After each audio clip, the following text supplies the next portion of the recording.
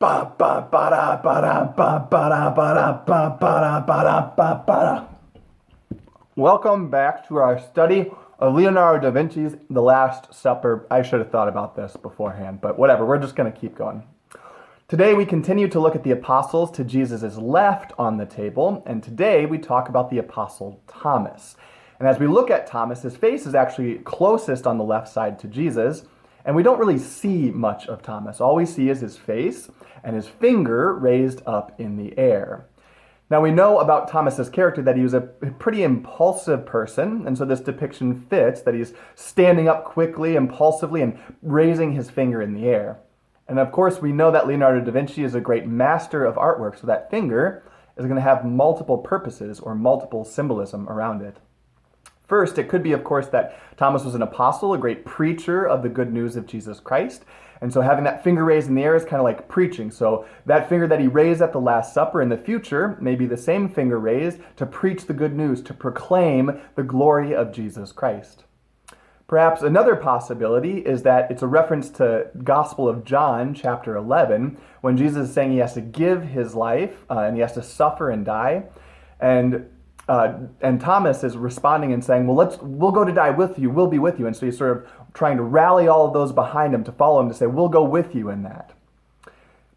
I think most importantly, or most coolly, that finger has a greater reference to the future, especially the resurrection. Of course, we know that Thomas is oftentimes referred to as doubting Thomas, and so that same finger that he raised in the air at the Last Supper would later encounter the risen Christ. Thomas, of course, said after the resurrection that he wouldn't believe that Jesus raised from the dead unless he put his finger into the nail marks and his hand into his side. And so here in the Last Supper, he's depicted with that finger raised in the air, perhaps the same finger that would encounter the wounds of the risen Christ. There's another great piece of artwork out there by Caravaggio that depicts the moment of Thomas encountering the risen Christ. And there we see the finger of Thomas in disbelief, placing his finger into the wounds of the risen Christ.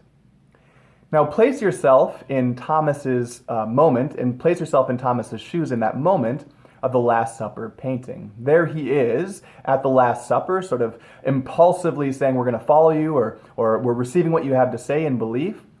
And then think about how and who could have predicted in the near future that that same finger he raised at the Last Supper would be the same finger that touched the wounds of Christ. I think we can ask ourselves the same question when we go to Mass.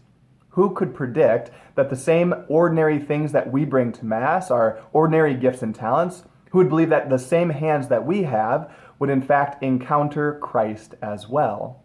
Our hands at Mass receive the body and blood, soul and divinity of Christ. Our hands touch the same Christ that Thomas touched in the resurrection.